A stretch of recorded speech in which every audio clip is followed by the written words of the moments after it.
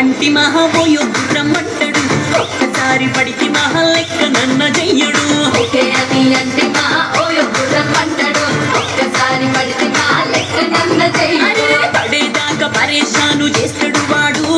okay అని అంటి మహాబోయో రమ్మంటాడు ఒక్కసారి పడికి మహా లెక్క నన్న